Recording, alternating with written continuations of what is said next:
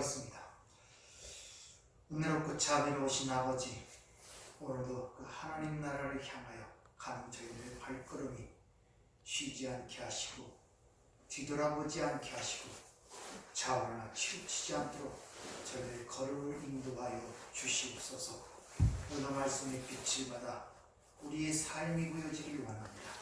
하나님께서 은혜를 베풀어 우리의 심령을 열어 주신 말씀을 통해서 새로워지는 복된 시간 될 수 있도록 저희들을 축복하여 주시옵소서. 예수님 이름으로 기도하옵나이다. 아멘. 자, 먼저 본 말씀을 제가 봉독해 드리도록 하겠습니다. 내가 비옵는 것은 이 사람들만 위함이 아니요 또 그들의 말로 말미암아 나를 믿는 사람들도 위함이니 아버지여, 아버지께서 내 안에 내가 아버지 안에 있는 것 같이 그들도 다 하나가 되어 우리 안에 있게 하사 세상으로 아버지께서 나를 보내신 것을 믿게 하옵소서. 내게 주신 영광을 내가 그들에게 주었사오니 이는 우리가 하나가 된 것 같이 그들도 하나가 되게 하려 함이니이다. 곧 내가 그들 안에 있고 아버지께서 내 안에 계시어 그들로 온전함을 이루어 하나가 되게 하려 함은 아버지께서 나를 보내신 것과 또 나를 사랑하신 것 같이 그들도 사랑하신 것을 세상으로 알게 하려 함이로소이다.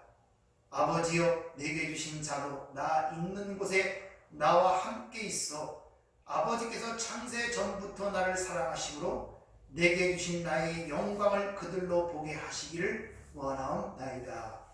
아멘. 오전에 이어서 하나님의 영광에 대해서 말씀을 드리도록 하겠습니다. 하나님의 영광이 이 세상에 나타나기 위해서는 먼저 그 나타나는 도구, 즉 피조물의 썩어질 영광이 제거되어야 한다는 사실을 우리가 알아야 됩니다.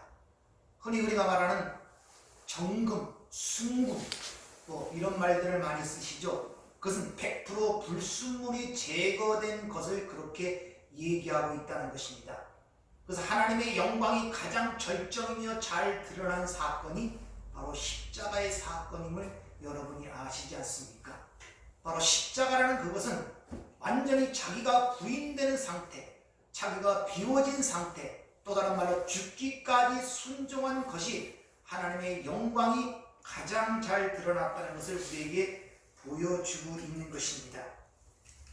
따라서 하나님의 영광이 이 땅에 나타날 때는 세상에서는 감추어진 모습으로 드러난다는 것을 아셔야 됩니다. 왜? 이 세상은 모두 자기의 영광을 위해 살기 때문에 그러하다는 것입니다. 그러나 이 땅에서 하나님의 선택에 의하여 눈과 귀가 열린 자들은 그 가운데서 하나님의 영광을 알아보게 된다는 것이죠. 예를 들면 예수님이 이 땅에 와서 사신 그 삶이 바로 재물의 삶이요, 홍해의 삶이요, 생수와 만나의 삶이었다는 것을 하나도 알아보지 못했다는 것이죠. 즉 구약에서 그들이 지킨 제사의식들 있지 않습니까? 번제, 속죄제, 화목제, 속건제, 소제, 이런 모든 것들은 바로 예수님의 삶을 가리키는 것이었다는 것을 그들이 알지 못했다는 거예요. 다시 말하면 그러한 삶을 사는 예수님의 모습을 통하여 구약에서 그 모든 제사들이 그걸 의미하는 거였구나 알아본 자가 없었다는 것입니다.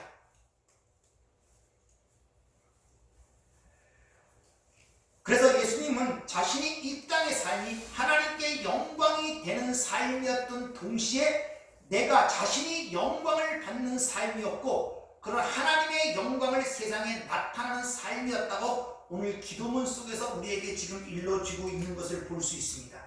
24절 다시 한번 보세요. 아버지께서 내게 주신 자도 나 있는 곳에 나와 함께 있어 아버지께서 창세전부터 나를 사랑하심으로 내게 주신 나의 영광을 그들로 보게 하시기를 원하옵나이다. 이렇게 기도하는 모습이 기록이 되어 있죠. 나 있는 곳, 오전에 말씀을 드렸죠. 바로 하나님 나라를 의미하고 있는 것입니다. 바로 그 예수님이 있는 곳, 나 있는 곳, 그 하나님 나라에서만이 그 하나님께서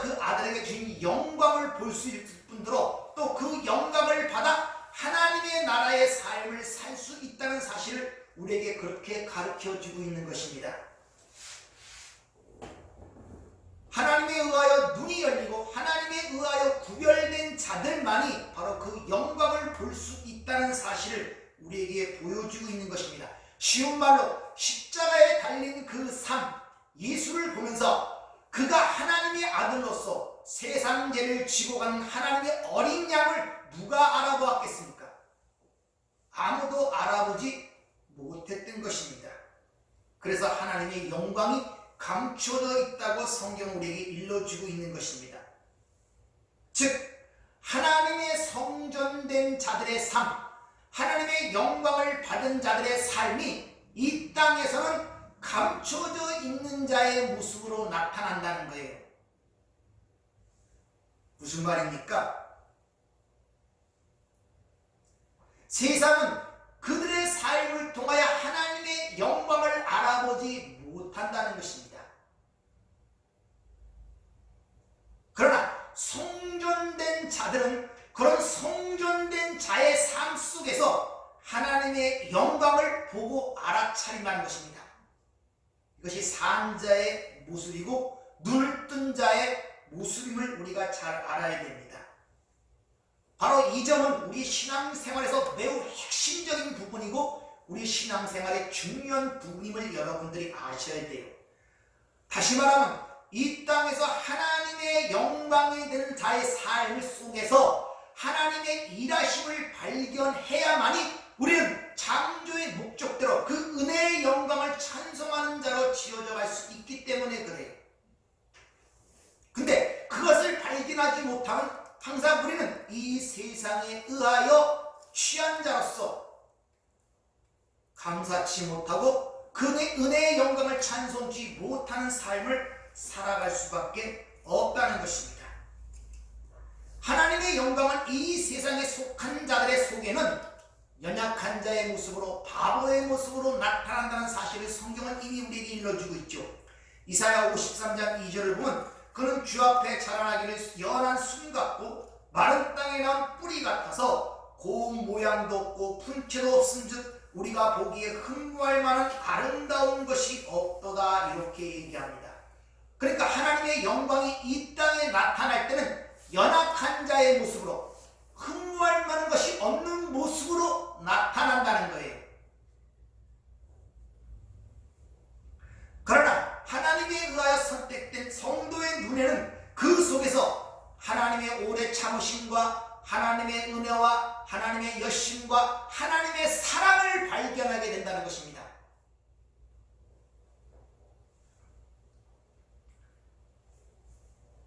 쉬운 말로 하나님의 영광의 삶을 살았던 예수님의 이 땅의 삶, 성전으로서의 삶, 또 하나님 나라의 삶이 이 땅에 나타난 예수님의 삶은 한마디로 말하면 고난과 순환의 즉 십자가의 삶이었음을 성경은 우리에게 보여주고 있죠. 근데 세상은 그런 삶을 보고 그게 어떻게 하나님의 영광을 나타내는 삶이라고 알아본 자가 없었다는 것입니다. 이사야 53장 3절을 보면 그는 멸시를 받아서 사람들에게 버림받았으며 간구를 많이 겪었으며 질구를 아는 자로 이 땅에 하나님의 영광으로 나타났다는 거예요. 그것이 우리의 생각과는 전혀 다르죠. 예수님께서는 지금 기도하시면서 우리를 그 자리로 지금 부르고 계시는 거예요. 나 있는 곳에 그들도 함께 있어 아버지께서 내게 주신 영광을 그들이 알아보기를 원하옵나이다. 바로 그것이 하나님의 사랑을 입은 자들의 모습입니다. 이렇게 24절은 기도하고 있다는 것입니다. 그 주님의 기도가 이미 예수 그리스도의 십자가를 통하여 완성이 되고 응답이 되었다는 사실을 여러분이 아십니까? 사도 바울은 그것을 이렇게 우리에게 일러주고 있습니다. 골로새 3장 1절부터 그 내용을 보면 잘 들어보세요.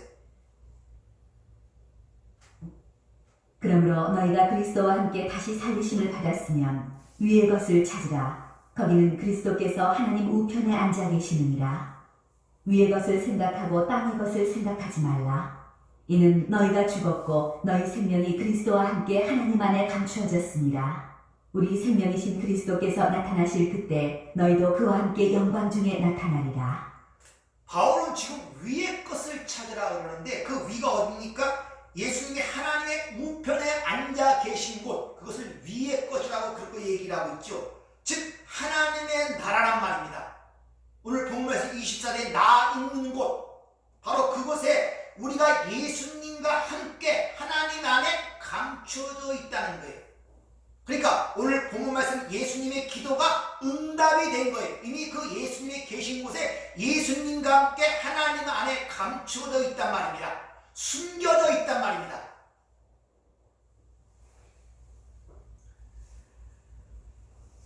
그 감추어지고 숨겨진 자리가 어떤 자리냐 하면은 오늘 보면은 너희가 죽은 자리라는 거예요.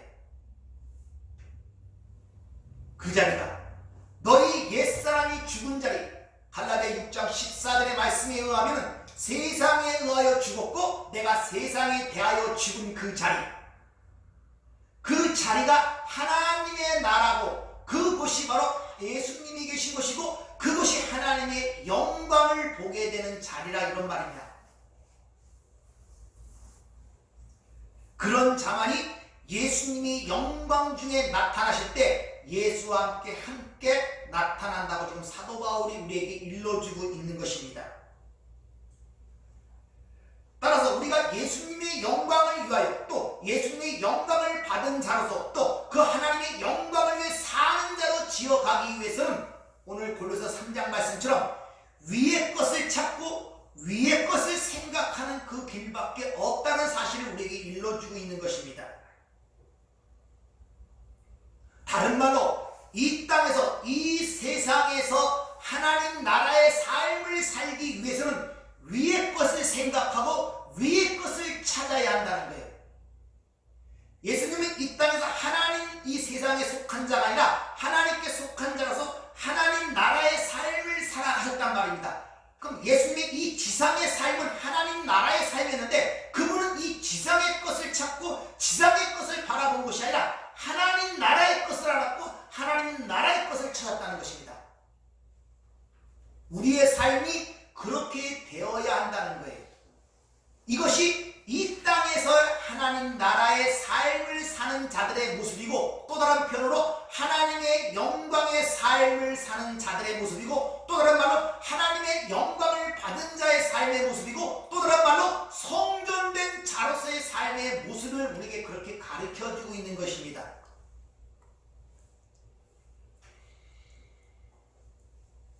그런데 이게 쉽지가 않다는 거예요.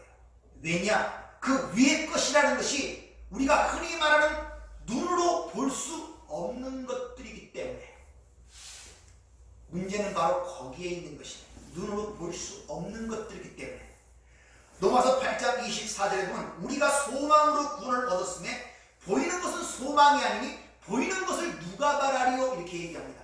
블레포 보이는 것, 시각적으로 볼 수 없는 것이란 말입니다. 그것이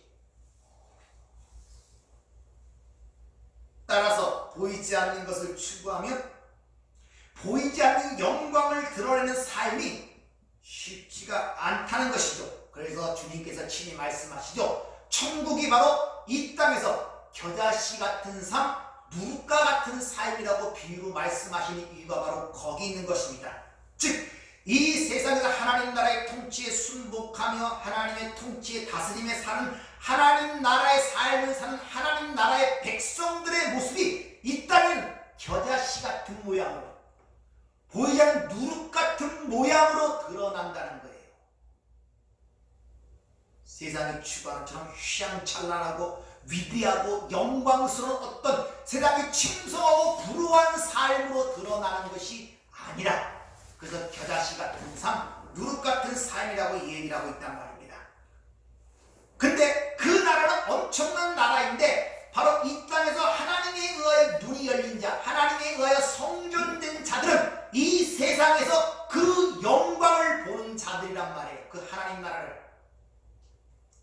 마태복음 13장 31절을 보면 이렇게 그것을 설명하고 있습니다. 주님께서 또 비유를 들어 이르시되 천국은 마치 사람이 자기 밭에 갖다 심은 겨자씨 하나 같으니 이는 모든 씨보다 작은 것이로되 자란 후에는 풀보다 커서 나무가 되매 공중의 새들이 와서 그 가지에 깃들이느니라. 또 비유로 말씀하시되 천국은 마치 여자가 가루 서말 속에 갖다 넣어 전부 부풀게 한 누룩과 같으니라. 천국을 비유로 말씀하시는데 이 땅에서 보이지 않는 겨자씨 같다는 거예요. 아주 제일 작은 씨, 보잘것없고 그리고 누룩, 보이지 않는단 말입니다. 그런 삶으로 이 땅에 드러난다는 거예요.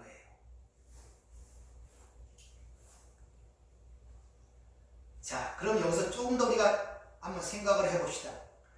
겨자씨 같은 삶, 누룩 같은 삶이 도대체 뭘 의미하는가? 어떤 삶이길래 그런 의미를 우리에게 전달하고 있는가? 알아야 내 삶이 어떻게 일어나는가? 그걸 통하여 하나님의 영광, 하나님의 삶이 어떻게 일어나는가를 인지할 수가 있잖아요. 자, 그러면 겨자씨 같은 삶, 누룩 같은 삶이 무엇을 의미하는가? 말씀을 통해서 한번 생각해 보자. 이사야 49장 1절부터 44절까지 말씀을 한번 잘 들어보세요.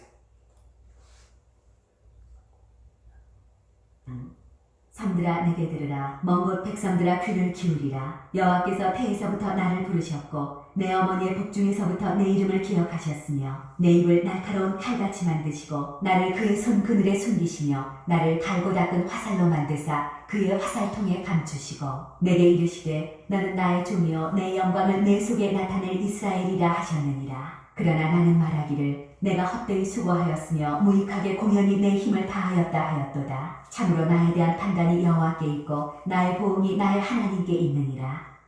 무슨 말입니까? 하나님의 택하신 이스라엘 백성들에 대한 이야기인데 여기서 본 하나님이 당신의 백성들을 숨기시고 감추신다는 내용을 이렇게 표현합니다.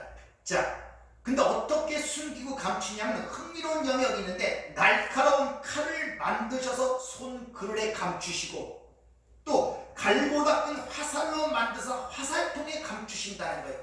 아니 날카로운 칼로 만들어서 사용하는 게 아니라 숨기고 또 화살로 만들어 사용하는 것이 아니라 화살통에 감추신다는 거예요. 이런 내용을 보고 이런 불평을 하죠. 뭐라고 얘기합니까? 헛되이 수고하였으며 무익하게 공연히 내 힘을 다하였도다.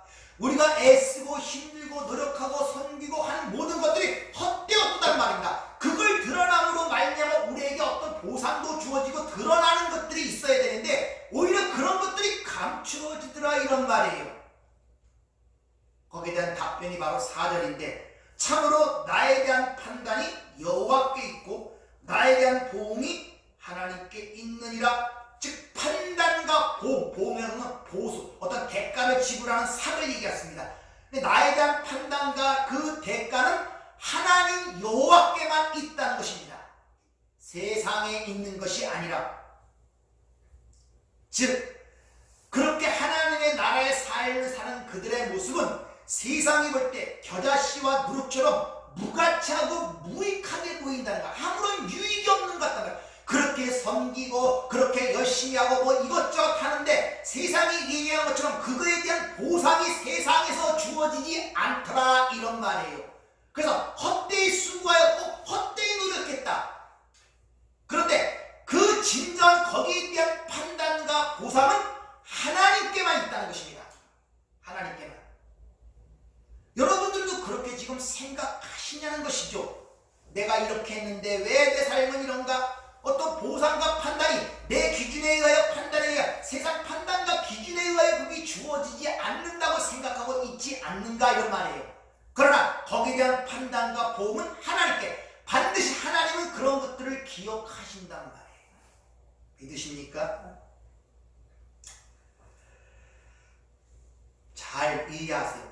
하나님이 우리를 연단시켜 칼고 날카로운 칼로 만드시고 날카로운 화살로 만드시는 것은 하나님의 어떤 뜻을 행하기 위하여 사용하기 위하여 만드시는 것이 아니라 바로 우리 자신이 그의 목적이란 말입니다. 즉 당신의 백성을 만드는 게 목적이란 말입니다.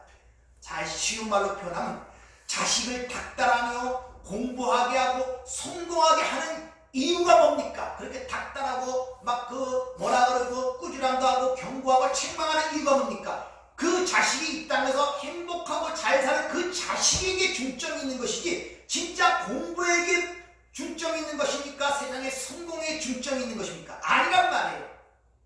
그 자식이 잘 되기 위해서 그런 닥달을 하는 거예요. 그래서 공부도 잘해야 되고 성공을 해야 되는 거 아닙니까? 따라서 하나님이 우리를 닥달하시고 어떤 연단을 시켜 나가는 것은 그걸 통해 자신이 어떤 걸 이루기 위한 것이 아니라 우리 자신을 위한 것임을 알아야 된단 말입니다. 따라서 여러분 삶 속에 일어나는 모든 일들은 여러분 자신을 위해 여러분의 유익을 위해 행하신다는 사실을 이해하고 그걸 인지하고 자각하고 계시냐는 것이죠. 모든 것이 합력하여 하나님의 선한 뜻을 이룬다는 사실을 알고 계시냐는 것이죠. 하나님의 영광은 그렇게 드러난다는 거예요. 그러므로 그 모든 것들은 우리의 복이라는 것입니다. 우리는 쉽사리 복을 어떻게 생각하느냐, 하나님으로부터 무엇을 얻어내는 걸 복이라고 해요. 이것은 우리 아이들을 통해서 그 아버지가 맨날 갈 때 올 때마다 붕어빵이나 호떡을 사고 과자를 사와요. 그럼 어느 날 갑자기 아버지가 그런 걸 사오지 않을 때 그 아버지를 원망한다 하면은 이 아이는 그 아버지와 함께 그 아버지로부터 만족과 기쁨을 얻는 것이 아니라 그 아버지로부터 오는 호떡이나 과자나 호빵에 관심을 갖고 거기를 기사하고 살고 있었다는 것을 나타나는 반증이란 말입니다.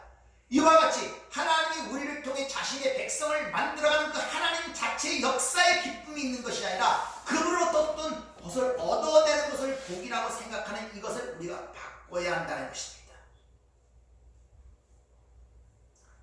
스가랴 13장 9절을 보면은 내가 3분의 1을 불 가운데 던져 은같이 연단하며 금같이 시험할 것이라. 그들이 내 이름을 부르니 내가 들을 것이며 나는 말하기를 이는 내 백성이라 할 것이요 그들이 말하기를 여호와는 내 하나님이라 하심이라. 그들을 내 백성이라고 그들이 나의 하나님이라 하는 그 전제 조건이 뭐냐? 내가 그를 은을 연단하여 금같이 시험할 것이라 얘기를 하잖아요. 그런 자들이 하나님의 이름을 부를 것이고 그런 자들이 내 백성이고 그들이 나의 하나님이라고 부를 것이라고 그렇게 얘기를 하고 있는 것을 우리가 볼 수 있다는 것이죠. 따라서 하나님께서 우리 영광을 드러내고 우리를 연단시키는 그 이유는 뭐냐?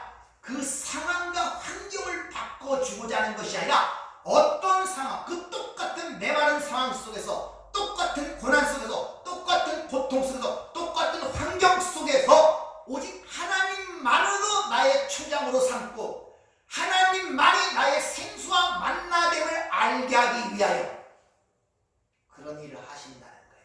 이것이 바로 시편 23편 여호와는 나의 목자시니 하나님만이 나의 생수고 하나님만이 나의 생명이며 하나님만이 나의 초장이라는 사실을 만들어간단 말입니다.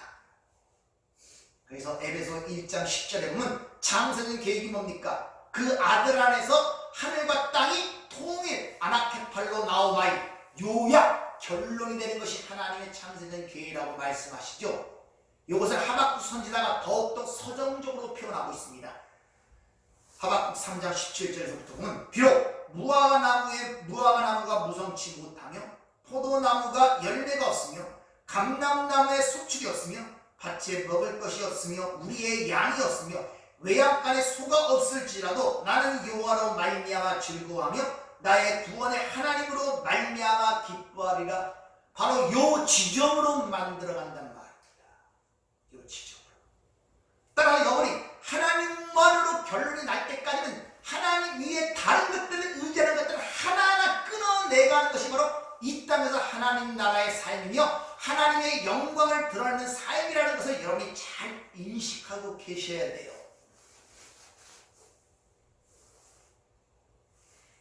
그것이 바로 이 땅에서 하나님께서 당신의 영광을 나타내시는 방법이란 말입니다. 바로 예수님이 그러한 삶을 사셨잖아요. 오직 아버지만을 사랑하고 아버지 명한 것을 행한 것을 세상으로 알게 하려 합니다.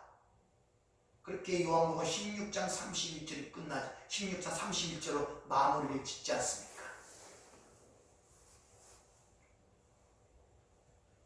그것이 또 다른 말로 아버지께서 우리를 사랑하신 것을 세상으로 알게 하는 방법이라는 거예요.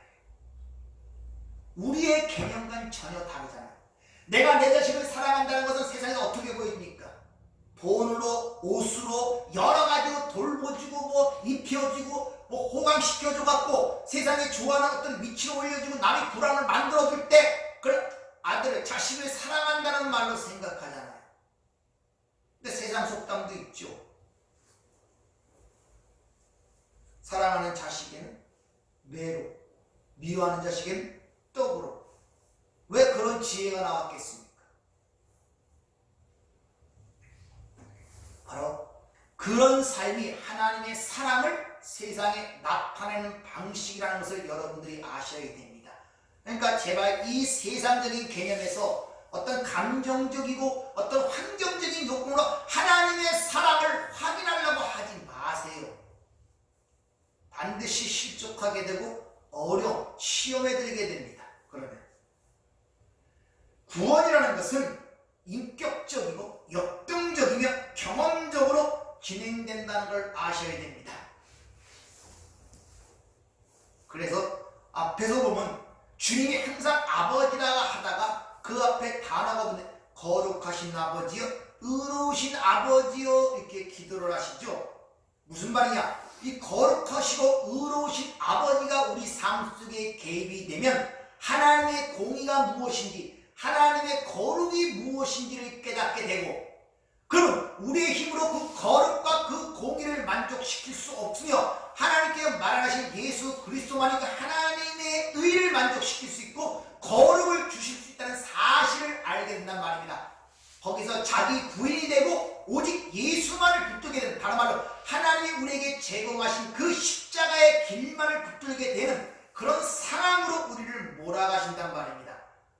다른 말로 우리를 예수와 같은 자로 만들어내시는 거예요. 그래서 로마서 뭐라고 얘기합니까? 8장 29절, 그 아들의 형상을 본받기 위하여 미리 정하셨다, 예정하셨다고 그렇게 이야기하는 이유가 거기 있단 말입니다. 그 과정에서 나타나는 모든 것들은 하나님의 영광을 드러내는 삶이에요.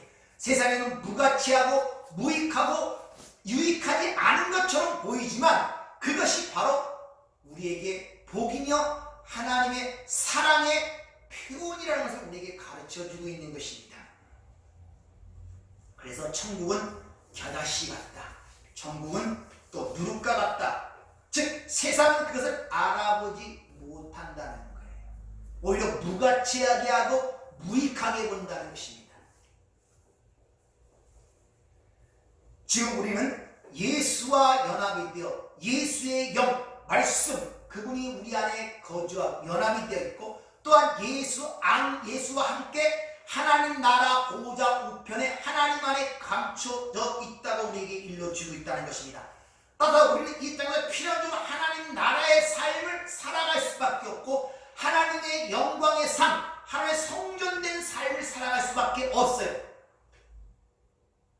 그러므로 우리가 이 땅에 나타나는 모든 것들은 판단과 보응이 여호와 하나님께만 있다는 이 스가랴의 고백처럼 그런 고백이 우리 삶 속에 드러난다면 우리 삶 속에 일어나는 모든 일 속에서 하나님의 일하심을 발견할 수 있고, 그를 통하여 하나님의 영광, 즉 하나님의 성품, 하나님의 은혜와 하나님의 사랑과 하나님의 지혜와 이런 것들을 발견하여 오히려 그 가운데 감사하며 찬양하는 삶으로 가게 된다는 것입니다. 이것이 바로 우리를 구원하신 하나님의 은혜라는 것을 여러분들이 아셔야 됩니다. 우리는 하나님 나라에 살고 있다는, 하나님의 통치를 받고 있다는 것입니다. 근데 그게 있다는 감춰진 모습으로 드러난다는 거예요. 그러나 하나님 졸지도 주무시지도 않으면서 하나님 나라의 상속자로 만들기 위하여 불철주야 우리 안에서 일하고 계시다는 것을 여러분들이 자각을 해야 거기서부터 진정한 기쁨과 만족, 행복을 느낄 수가 있는 것입니다. 우리가 이 땅에서는 겨자씨처럼 보입니다.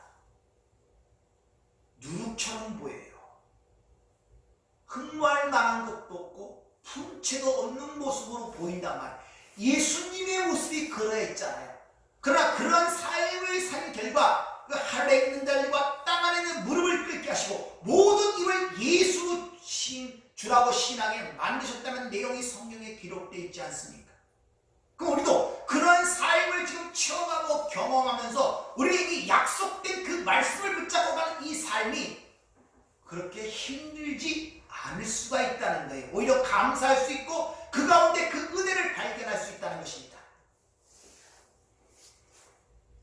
한 주간 동안 여러분 안에서 일하시는 그 하나님의 손길을 한번 발견해 보세요. 세상적 시각으로 보지 말고 눈뜬 자로서 거듭난 자로서의 삶으로 여러분의 삶을 한번 잘 살펴보세요. 고통으로만 고난으로만 느끼지 마시고 그것이 나를 연단시켜 하나님 나라의 상속자로 만들어가는 하나님의 끊임없는 그 인내와 열심, 그 사랑을 한번 거기서 경험해 보세요.